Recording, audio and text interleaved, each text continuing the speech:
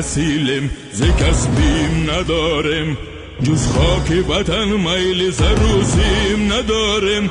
ما مرد اصیلم ز کس بیم ندارم، جز خاک وطن میل زروسیم ندارم.